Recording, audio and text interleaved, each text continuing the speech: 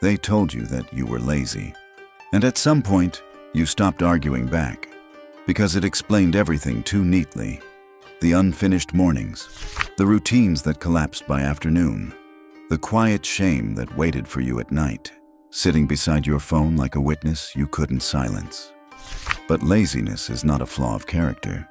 It is a story told to avoid a more dangerous truth. A warrior does not fail because his body is weak. He fails because his spirit has lost command.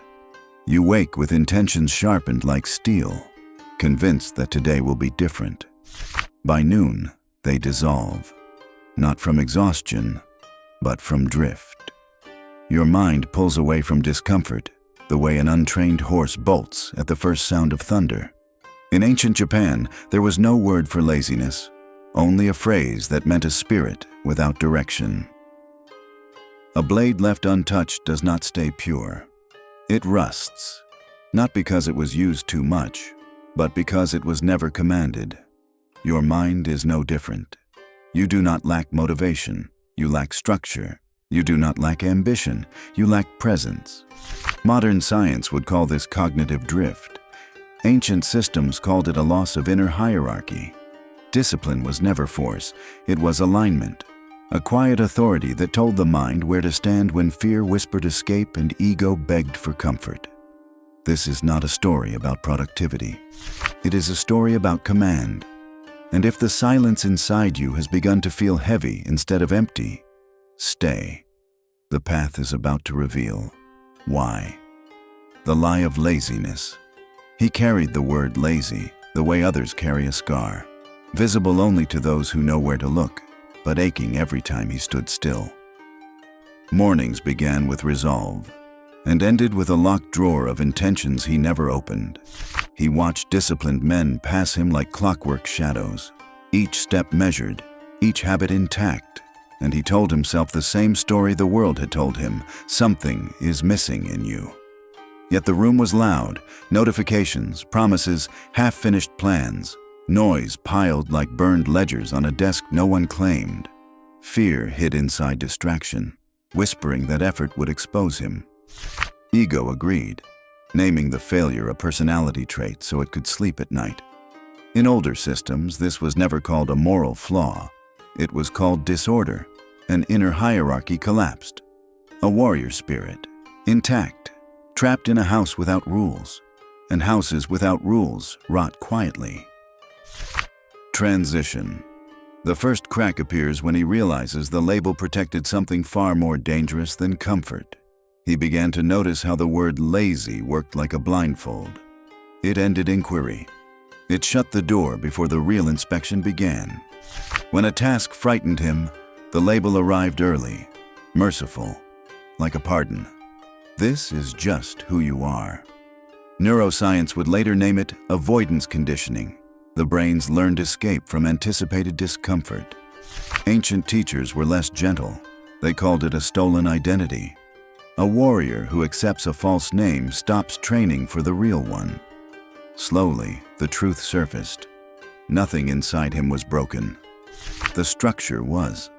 Without an inner order, every desire fought every other, and the strongest impulse, comfort, always won. He was not weak. He was ungoverned. And ungoverned systems decay, not loudly, but with a patient certainty that waits for no one to notice. Transition. And when disorder is finally seen for what it is, fear steps forward to defend it. Fear without a name. The mentor did not arrive with answers. He arrived with silence. He stood where noise usually lived, where excuses gathered like dust in unused corners. He watched the warrior the way one watches a town before a storm, patient, alert, saying nothing. That was the first fracture. Because in stillness, the mind begins to speak on its own. Fear surfaced, but it wore no label. It hid behind productivity, behind endless motion, behind plans that never required commitment. The mentor finally spoke, not to accuse, but to reflect. You are not avoiding work. You are avoiding exposure. Modern psychology would later call it threat anticipation, the brain protecting identity from collapse. Ancient systems named it more bluntly, fear guarding chaos. Structure terrifies the undisciplined because it reveals limits, and limits demand humility.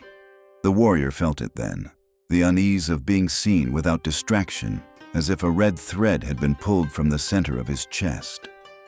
Transition, and once fear is exposed, it begins to bargain for survival. Fear tried to rename itself. It whispered practicality. It called stillness a waste. It filled the day with motion the way a town burns its ledgers to hide theft. The mentor did not argue. He pointed instead to a cracked cross etched into the floorboards, an old symbol of alignment broken by drift. "Discipline is not punishment," he said softly. "It is protection." The brain resists structure because structure removes plausible deniability. Neuroscience shows how the prefrontal cortex retreats when discomfort threatens self-image. Ancient law agreed. Chaos survives by staying busy. In silence, the warrior felt the weight of this truth. Distraction was not freedom. It was surrender. And the cost was invisible decay. The mentor tied a red thread around the warrior's wrist, not as ritual, but reminder. Return to stillness daily, or the system collapses again. The fear did not vanish. It retreated, wounded, waiting. Transition. With fear cornered, the next enemy steps forward wearing a familiar face. The ego. The collapse of ego. When fear was finally named, something else panicked. The ego. It arrived disguised as reason, carrying explanations like sealed letters no one was allowed to open. It demanded comfort as a right, identity as a shield, justification as oxygen. The mentor watched as the warrior defended habits the way a town defends a corrupted law, out of familiarity, not truth. In ancient systems, ego was never trained. It was dismantled, slowly, quietly, without ceremony. The first practice was simple and cruel. Arrive daily, do the work, speak to no one. No music, no praise, no narrative. Neuroscience would later explain the discomfort. Identity threat activates the same circuits as physical pain. The body rebelled. The mind negotiated. The ego promised greatness tomorrow if comfort was allowed today. But presence does not bargain. Presence waits. And under that waiting, something began to crack. Transition. What breaks next is not habit, but the story the warrior tells himself to survive. Failure came without drama. No collapse, no rescue. Just the quiet humiliation of being ordinary in silence. The warrior missed days. Returned. Missed again. Returned again. Each return stripped a layer of performance. Ego, deprived of witnesses, began to starve. Ancient records describe this phase as the thinning, when the false self loses weight under consistent presence.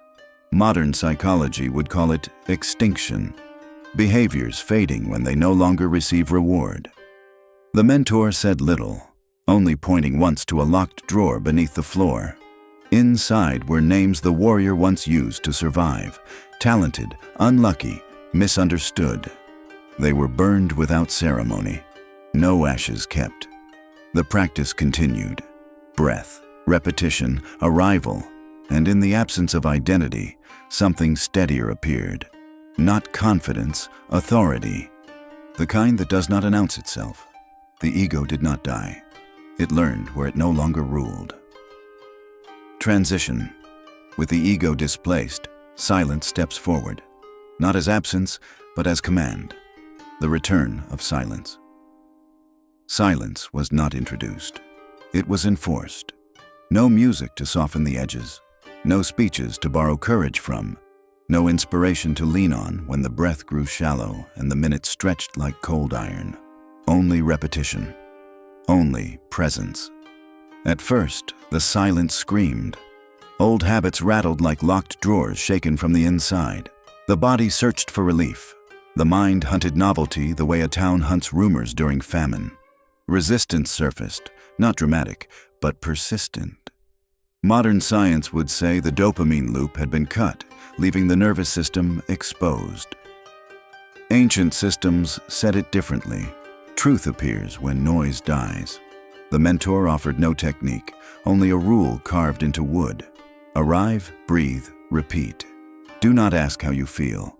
Honor the path anyway. Slowly, fear lost its voice, not defeated, outweighted. And in that waiting, something steadier began to form, like alignment returning to a cracked cross no one thought could be repaired. Transition. What emerges next is not motivation, but a quieter power that changes how the warrior stands in the world. Days blurred without announcement. There were no markers of progress, no proof the work was doing anything at all. This was the secret trial. Many left here. The mentor never stopped them. Ancient records note a strange law at this stage. Those who demand evidence are not yet ready for alignment. Neuroscience mirrors it. Habit formation completes long before conscious satisfaction arrives. The warrior felt it one morning in a small, almost insulting way. He noticed his posture before his thoughts. His breath settled before doubt arrived. Silence had reorganized him without permission. The red thread on his wrist faded, no longer needed as reminder. Discipline was no longer an act. It was environment. And environments shape behavior more faithfully than emotion ever could. The victory was invisible, which meant it was real. The warrior did not celebrate. He stood, and standing felt different now. Transition. With alignment restored, the final test approaches, the moment where discipline must become mastery. The birth of inner mastery. The change did not announce itself. No surge of triumph. No sudden confidence swelling in the chest. It arrived as calm authority. The warrior noticed it first in moments that once defeated him. When resistance appeared, it was met without argument. When distraction knocked, it found no open door. The mind no longer needed to be convinced. It was commanded. Modern science would describe this as executive control returning to the prefrontal cortex, decision fatigue dissolving under routine. Ancient systems used fewer words. The house has a master again. Discipline was no longer something he did. It was who stood there when effort was required. The mentor spoke less now, already preparing to vanish. Teachers do not stay where command has been restored. Presence replaced urgency. Strength replaced struggle. And the old label, lazy, felt foreign. Like a name written in a burned ledger no one could read anymore. Transition. What remains is not an ending, but a responsibility that follows him into silence. The mentor left without farewell. No closing lesson, no ritual to mark the departure. That absence was the final instruction. Mastery does not lean on witnesses. It survives alone. The warrior understood then the rare law few ever speak of. Discipline fails the moment it seeks validation. What remained was self-rule practiced daily, unnoticed by the world. He rose without drama, worked without negotiation, rested without guilt. Neuroscience would confirm the shift. Habits encoded beneath emotion, behavior guided by structure rather than mood. Ancient wisdom went further. Command maintained in silence becomes spirit. The past no longer haunted him, it instructed him. He was never broken, only untrained. And training never ends. That is the unsettling truth. Because mastery does not ask if you are ready. It asks only one question, every morning in the quiet before the world wakes. Who commands you now? The core moral. You were never lazy. That word was a veil, placed gently over a harder responsibility. What failed was not your will, but your system. A warrior without discipline does not fall in battle. He dissolves in comfort. Fear learns to speak in soft tones. Chaos learns to call itself freedom. And silence, once avoided, becomes the only place truth can survive. Ancient paths understood this before language softened it. Discipline is not punishment, it is architecture. It turns fear into strength by giving it a place to stand. It turns silence into mastery by refusing to fill it with noise. It turns chaos into a path by naming each step, even when no one is watching. Modern science would say the same, quietly. Structure precedes change. Identity follows behavior. The unsettling part is this. Once you see the system, you can never unsee it. And tomorrow morning the question will return, unchanged, waiting in the quiet. If discipline were rare, it would be admired. But it is common, and so it is avoided. It asks for no talent, only obedience to the path you chose when emotion was calm and ego was quiet. This is why most turn away after the first steps. The town remains loud, the drawers stay locked, the ledgers burn each night to hide small thefts of time. Yet once the system is rebuilt, there is no applause, only responsibility, only presence. And that is the final discomfort, because mastery does not arrive as a feeling. It arrives as a standard you must meet every day, whether you are inspired or not. The ancient system never promised ease, only order. And order is heavier than chaos. The story ends where it began, in silence.